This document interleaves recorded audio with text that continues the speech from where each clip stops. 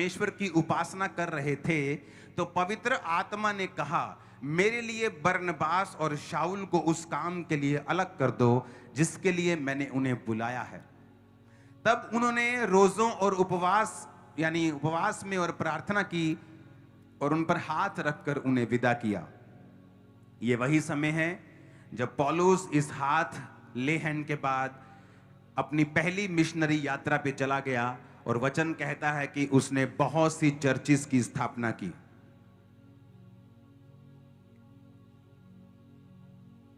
एक वचन जो पवित्र आत्मा ने अभी मुझे बोला है, आप स्क्रीन पे शायद उसे ना देख पाए, टीम उसे जल्दी से निकाले। प्रेरितों के काम 10 उसकी 38 आयत को हम पढ़ेंगे। उसमें लिखा है कि प्रेरितों के काम 10 उसकी 38 आयत, उसमें लिखा है, परमेश्वर ने किस रीति से यीशु नासरी को पवित्र आत्मा और सामर्थ से अभिषेक किया, वह भलाई करता और सबको जो शैतान के सताए थे अच्छा करता फिरा। अपने पड़ोसी को बोलो, यीशु मसीह जो शैतान के सताए हुए थे उनको अच्छा करता फिरा, क्योंकि परमेश्वर उसके साथ था। आमीन। यीशु मसीह जहां लिखा है वहां पर आप वचन लिख दें। जहां यीशु मसीह लिखा है ना, वहां वचन सोचे वहां वचन है, तो इस वचन को हम दोबारा पढ़ेंगे। जहां यीशु मसीह लिखा है वहां हम वचन लिख देंगे और दोबारा पढ़ेंगे। अब पढ़ेंगे, परमेश्वर ने किस रीति से वचन को पवित्र आत्मा और सामर्थ से अभिषेक किया। यीशु मसीह कौन था? आदि में कौन था? वचन परमेश्वर के साथ था। इमेजिन करो कि वचन खुद देहधारी होके पृथ्वी के ऊपर आया, पर फिर भी उसे पवित्र आत्मा और सामर्थ से अभिषेक किया गया ताकि वो शैतान के सताए हुए लोगों को चंगा कर सके। उत्पत्ति उसकी 1 में लिखा है, आदि में परमेश्वर ने आकाश और पृथ्वी की सृष्टि की। पृथ्वी बेडोल और सुनसान पड़ी थी और गहरे जल के ऊपर अंधियारा था, तथा परमेश्वर का आत्मा जल के ऊपर मंडराता था। जब परमेश्वर ने कहा उजाला हो जाए तो उजाला हो गया। अब यहां पर 2 वचन हैं। एक वचन में यह लिखा है कि पृथ्वी बेडोल थी, सुनसान थी और परमेश्वर का आत्मा जल के ऊपर मंडराता था। प्रभु का आत्मा जल के ऊपर था तो भी वो पृथ्वी बेडोल थी और सुनसान थी। परमेश्वर की आत्मा की हुजूरी होने के बावजूद भी उसकी लाइफ में कोई शेप नहीं थी। लेकिन जब बाइबल कहती परमेश्वर ने कहा, वचन की एंट्री हुई, तो वचन कहता है जब परमेश्वर ने कहा उजाला हो जाए तो उजाला हो गया। और नए नियम में वो कहता है कि वचन जो धरती के ऊपर था वो अपने आप काम नहीं कर सकता था जब तक उसे पवित्र आत्मा और सामर्थ्य से अभिषेक नहीं किया गया। इसका मतलब क्या कि जब भी आपकी लाइफ में कुछ पैदा होना होगा, वहां 2 चीजें होनी जरूरी हैं। अकेला वचन भी आपको कुछ नहीं कर सकता, अकेला आत्मा भी कुछ नहीं कर सकता। आपको परमेश्वर की आत्मा की हुजूरी भी चाहिए अपनी लाइफ में, और आपको परमेश्वर का वचन भी चाहिए जो आप अपने मुंह से बोले, और परमेश्वर का आत्मा जो आपकी हुजूरी, आपकी उसकी जो हुजूरी आपकी लाइफ में है, उस वचन को पकड़े जो आपके मुंह से निकला है और उसकी उत्पत्ति कर दे।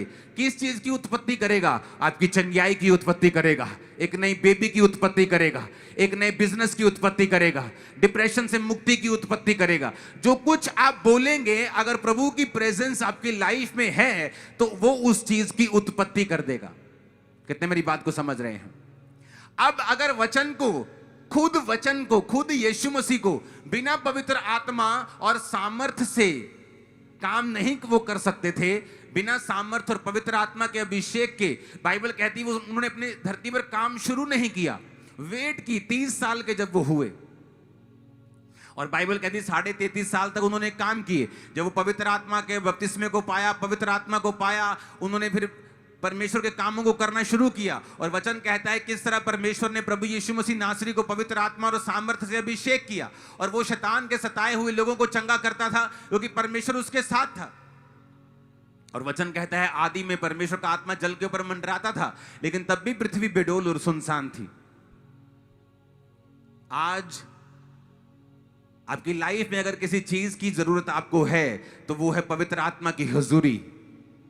और पवित्र आत्मा की प्रेजेंस को अपनी लाइफ में बनाए रखने के लिए आपको डिवोटेड लाइफ चाहिए होती है।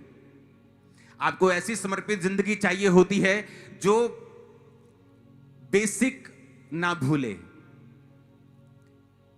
आप रोज सुबह उठते हैं, वही रोटी, वही चावल, वही दाल, वही सब्जी खाते हैं। ऐसा तो नहीं होता कि आप रोज सुबह उठे और कहें नहीं मैंने कल भी रोटी खाई थी, आज मैं घास खाना चाहता हूं। मैं 2 साल से रोटी सब्जी चावल ये दाल खा रहा हूं, आज मैं कुछ पत्थर खाना चाहता हूं। आप कभी ऐसा नहीं कहते। आप वही रोटी, वही चावल, वही दाल रोज खाते हैं और आप बोर नहीं होते। वही चीजें आप रोज खाते हैं क्योंकि आप उन्हें फ्रेश खाते हैं। चाहे वो चावल 2 साल पहले का पैदा हुआ हो, लेकिन जब आप उसे खाते हैं आप उसे ताजा खाते हैं।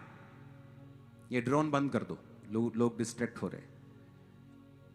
हालेलुया। कितने मेरी बात को समझ रहे हैं?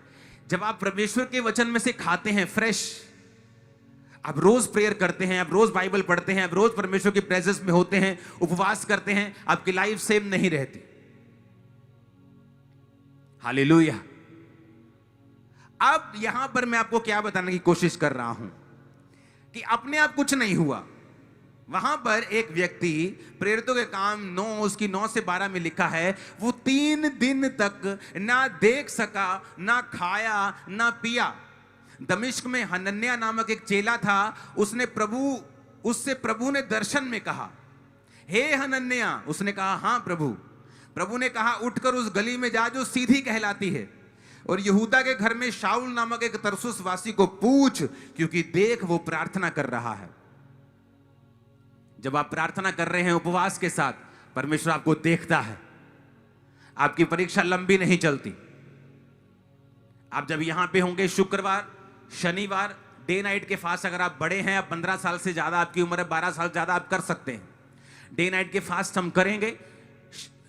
और संडे को जैसे मैं आऊंगा आप पे ले हैंड स्टार्ट होगा। ऑयल के साथ आप और आपके परिवार को मसा किया जाएगा। और मैं आपको प्रॉमिस करता हूं लाइफ कभी सेम नहीं होगी, और डिलीवरेंस आपकी लाइफ का हिस्सा होगी। आमीन। मेरे को ऊंचे वाला चाहिए। और मेरी फुल बाइबल कॉलेज वो 3 दिन तक बंद रहेगा। बाइबल कॉलेज में भी हम फास्टिंग और उपवास में रहेंगे। सब मेरा लोग फास्टिंग उपवास में रहेंगे, और वही लोग आप पर ले हैंड करेंगे, और मैं ले हैंड करूंगा जो फास्टिंग में होंगे और उपवास में होंगे। और उसके बाद लंगर होगा। जैसे बैठ के हम खाते हैं क्रिसमस के टाइम, वैसे ही हम इस जगह और पीछे जो क्रिकेट ग्राउंड है बड़ी, वहां पर भी इंतजाम होगा ताकि हम आराम से वो चीजें कर सकें। आपको उपवास करना है और आपको बाइबल पढ़नी है और प्रार्थना करनी है। सुनो मेरी बात, जब तक आप उपवास प्रार्थना नहीं की, देखो परमेश्वर की कितनी बड़ी योजना थी कि परमेश्वर एक पूरे एरिया को बचाना चाहता था। आज जहां एशिया में, एशिया माइनर में जहां लिखा है, आज जहां पर यूरोप में पूरी जगह आप क्रिश्चियनिटी को देखते हो, वो किसका काम किया हुआ है? पौलुस का। और कैसे स्टार्ट हुआ? कलीसिया बाइबल कहती है उपवास सहित प्रार्थना कर रहे थे। इमेजिन करो कितने काम रुके हुए हैं, कितने काम परमेश्वर करना चाहता है और कर नहीं पाता। क्यों? क्योंकि जब तक आप उपवास सहित प्रार्थना नहीं करते और डेडिकेट नहीं होकर बैठते कि ये 3 दिनों में हमें कोई काम नहीं करना, कोई पढ़ाई छूटने वाली नहीं है 3 दिनों में, कोई 3 दिन के काम बंद होने से कोई भी फाइनेंशियल नुकसान होने वाला नहीं है। बीमार होने पर भी आप अपने बॉस से छुट्टी मांग लेते हो और बॉस छुट्टी दे देता है। वो 3 दिन जब हम प्रार्थना करेंगे उपवास के साथ, फुल फैमिली दिन रात आप प्रेयर में रहेंगे, प्रेयर में रहेंगे, प्रेयर में रहेंगे, आप देखेंगे कि कई बार परमेश्वर की योजना बड़ी होती है लेकिन वो कुछ कर नहीं पाता, क्योंकि बिना उपवास और बिना प्रेयर के आपकी स्पिरिचुअल आईज कभी ओपन नहीं होती।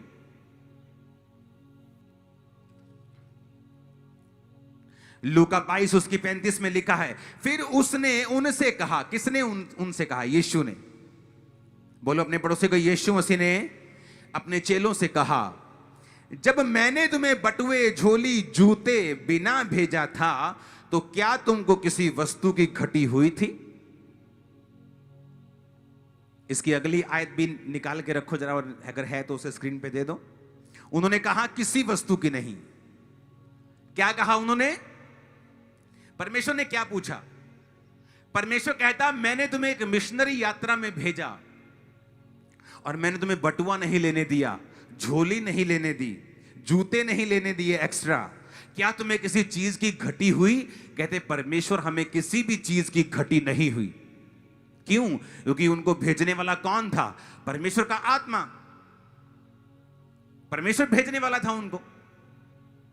आज किन लोगों की लाइफ में घटी है? जिनको परमेश्वर ने नहीं भेजा, जो काम कर रहे हैं वो जानते नहीं कि परमेश्वर की अगुवाई इसमें है कि नहीं है।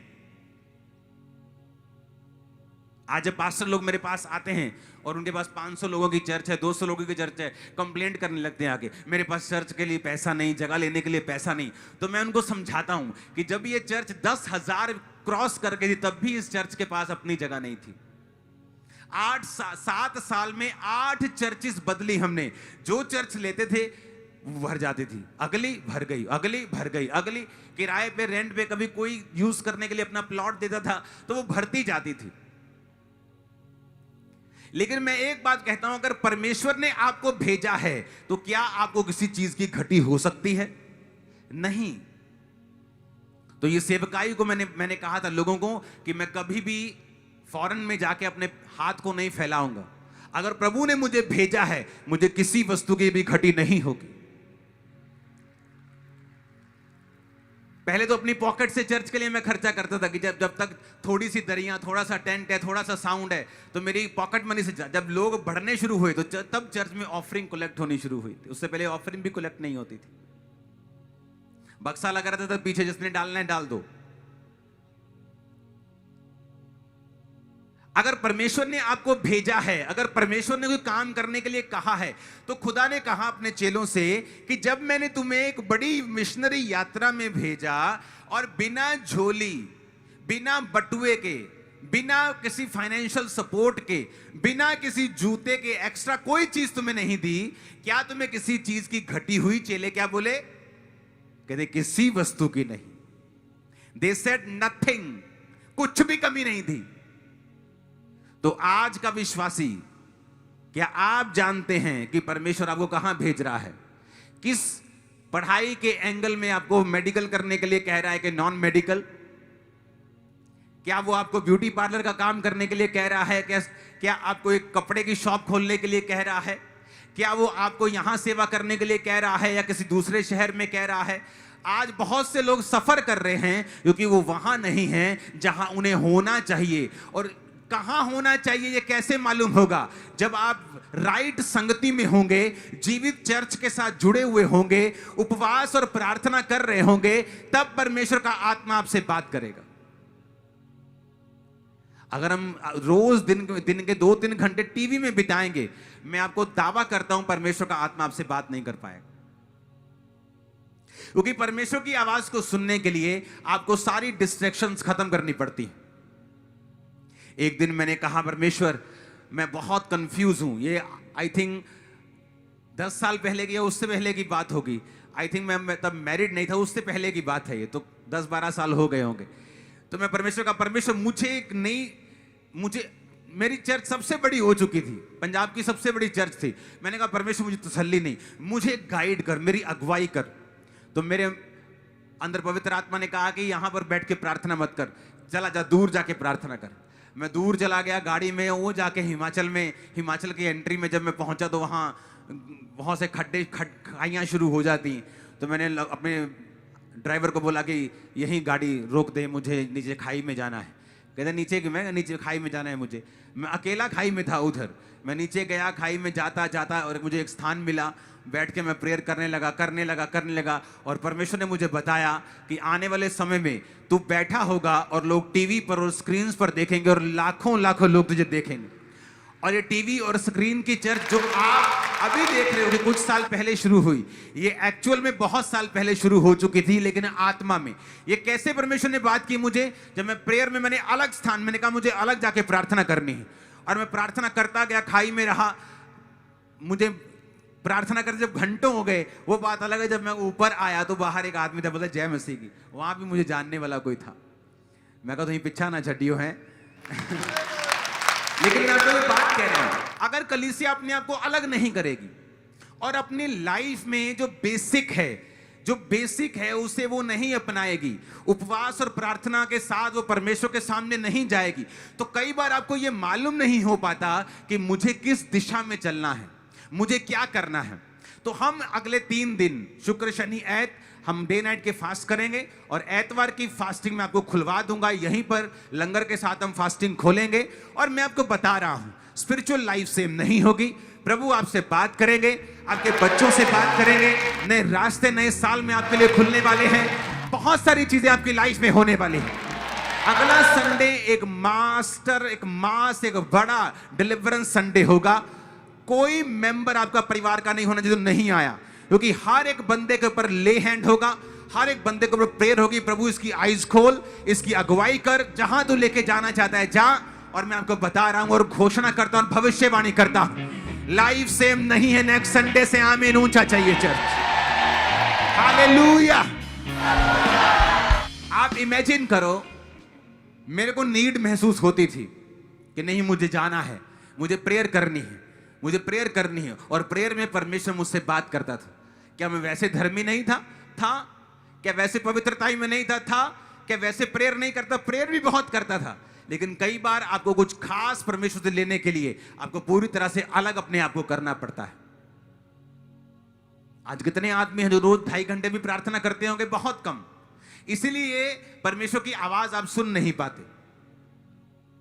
इमेजिन करो अगर वो कलीसिया बिना प्रार्थना उपवास वाली होती, शायद पौलुस वहां बुढ़ा हो जाता बैठा बैठा। लेकिन बाइबल कहती है परमेश्वर के कार्यों के लिए वो कलीसिया जो थी वो जयवंत थी। आप उपवास प्रार्थना में नहीं होंगे, कैसे आपको अगुवाई मिलेगी? परमेश्वर कहता तू जा, कहता प्रभु मैं नहीं जाऊंगा। वो तो वही शाऊल है जो लोगों को मारता है। परमेश्वर कहता है जा, मैंने उसे चुना है, वो बहुतों के लिए दुख उठाएगा, वो मेरे राज्य के लिए बहुत दुख उठाएगा। मैंने उसे चुना है, जा, क्योंकि देख वो प्रार्थना कर रहा है। क्या रीजन दिया परमेश्वर ने डायरेक्ट बोलकर? क्योंकि देख वो क्या कर रहा है, देख वो प्रार्थना कर रहा है, क्योंकि देख वो प्रार्थना कर रहा है। शैतान चाहता है आपको डिस्ट्रैक्ट करना। इधर से आपको परमेश्वर का आत्मा कह रहा होगा तुझे ये काम करना है, मैं तुझे सक्सेस दूंगा, मैं तुझे सफल करूंगा, तुझे इस तरह से चलना है, अपने ये वाले दोस्त को छोड़ दे, अपने ये वाले काम को छोड़ दे, मैं तेरी अगुवाई करूंगा और तुझे आगे लेके जाऊंगा। और उधर से शैतान ने एक अन्य जाति दोस्त आपकी लाइफ में दे दिया है, एक अन्य जाति गर्लफ्रेंड आपकी लाइफ में दे दी है, ताकि शैतान अपना बीज आप में लगातार डालता रहे और जो आपने पकड़ा हुआ है वो फेल हो जाए। क्योंकि जब वो फेल होगा तब वो शैतान आपको अपनी ओर खींचेगा। वो फेल क्यों हुआ? क्योंकि जिस समय परमेश्वर ने आपसे बात करनी थी, आपने एक अंधेरे के व्यक्ति को अपनी लाइफ में चुना हुआ था। आप डिस्ट्रैक्ट थे, आप पूरी तरह से स्पिरिचुअल नहीं थे, आप पूरी तरह से प्रभु की आवाज नहीं सुन सके, आप पूरी तरह प्रभु की आवाज नहीं सुन सके। फिर आप अपनी मर्जी करते गए। जब आप अपनी मर्जी करते गए, बाद में फेलियर आया, फिर आपको और ज्यादा धक्का और ठोकर मिलेगी, क्योंकि आप उस समय परमेश्वर की आवाज को सुन नहीं सके। क्योंकि उसकी आवाज को सुनने के लिए आपको पूरी तरह से एक मन होकर आपको परमेश्वर की हुजूरी में बैठना पड़ता है। पूरी तरह से फास्टिंग में, प्रेयर में, उपवास में, रोजों में, पूरी तरह से क्या बोलते हैं उसको, रिपेंटेंस के साथ, मन फिराव के साथ, पवित्रताई के साथ। इंसान अपनी गिरावट का कारण खुद ही है, अपने फेलियर का कारण वो खुद ही है। क्योंकि जो उसका समर्पण चाहिए उस रीति का वो नहीं दे पाता है। जब कोई एथलीट फेल होता है, उसे मालूम होता है कि मैं वो मेहनत नहीं कर सका जो ये नंबर 1 करता है। उस मेरे में अंदर वो डेडिकेशन नहीं है, वो खाने पे कंट्रोल नहीं है, वो टाइमिंग पे कंट्रोल नहीं है जो इसके अंदर है। तो या तो वो फिर पीछे हट जाता है, या फिर अगली बार और तैयारी के साथ आता है कि जब मैं नेक्स्ट टाइम आऊंगा तो पूरी तैयारी के साथ आऊंगा। अब ये आपका फैसला है, आपको क्या करना है। अब ये आपका फैसला है कि मुझे बेसिक में रहना है, मुझे रोज परमेश्वर की प्रेजेंस में फ्रेश, जिस तरह मैं रोज फ्रेश खाना खाता हूं और अब तक जीवित हूं और सेम खाना खाता हूं, क्या मुझे वही परमेश्वर के सामने वही डिवोशन रखना है, वैसे ही लाइफ रखनी है, वैसा ही रोज प्रार्थना, उपवास और रोज बाइबल पढ़ने का जीवन रखना है, जिससे मेरी आत्मिक जिंदगी जीवित रहे। और उसका फायदा भी किसको होगा? आप लोगों को होगा, क्योंकि आत्मा में जीवित रहोगे तो परमेश्वर बात करेगा। जब वो बात करेगा तो ग्रेट लाइफ है आपकी आगे परमेश्वर ने रखी हुई, ग्रेट। आप समझ भी नहीं सकते, आप अभी जान भी नहीं सकते। मेरी ये जिंदगी के बारे में पास्टर्स लोग भविष्यवाणी करते थे और मुझे यकीन नहीं होता था, लेकिन वो भविष्यवाणी करते थे लेकिन मुझे यकीन नहीं होता था। उसी तरह मैं आपको भविष्यवाणी कर रहा हूं, इतना ग्रेट फ्यूचर है, आपकी आंखें खुली रह जाएंगी। आपको जस्ट परमेश्वर में बने रहना और उसमें चलना है। और कई बार बने रहने से भी बात नहीं बनती जब तक आप कुछ एक्स्ट्रा एफर्ट नहीं करते। अगर परमेश्वर ने सब कुछ कर दिया है तो क्यों वो फास्टिंग उपवास में अपने पेट को जला रहे थे? अगर उसने सब कुछ कर दिया है, सब कुछ प्राइस पे कर दिया है, तो क्यों कलीसिया फास्टिंग में, उपवास में अपने पेट को जलाकर, वो भी खाए पिए, फिर सब कुछ अगर कर दिया है तो? लेकिन वचन कहता है, उपवास सहित प्रार्थना करने पर पवित्र आत्मा ने कहा पौलुस और बरनबास को भेजो। और वचन कहता है बरनबास और शाऊल जब उस काम के लिए गए तो वो पहली मिशनरी यात्रा बनी, पूरा कॉन्टिनेंट बचाया गया। पौलुस गवाही देता है कि मैंने इतना प्रचार किया है इन शहरों देशों में कि मेरे प्रचार करने की वहां जगह नहीं, हर एक बंदे ने सुसमाचार सुन लिया। ऐसे महान काम आपकी लाइफ में होंगे, आपके रिश्तेदार सुसमाचार को सुनेंगे, आपका पूरा मोहल्ला, पूरा गांव, पूरा नगर आपकी वजह से सुसमाचार को सुनेगा। Receive fire in the name of Jesus. यीशु के नाम की आग को रिसीव करो, यीशु मसीह के नाम में भविष्यवाणी करता हूं, तुम बड़े बड़े बड़े बड़े बड़े बड़े बड़े काम करोगे। चाहिए चर्च लेक्रो सोथोलोरबा शांते नेंग्रोमा सामरियांदनबा लाखोरबा सांद्रियानबा शाबंदनबा सुखे लेंग्रो सोथलरबा शांदनबा। तुम बड़े काम करोगे यीशु मसीह के सामर्थ्य में। आमीन। ऊंचा चाहिए। Hallelujah, hallelujah.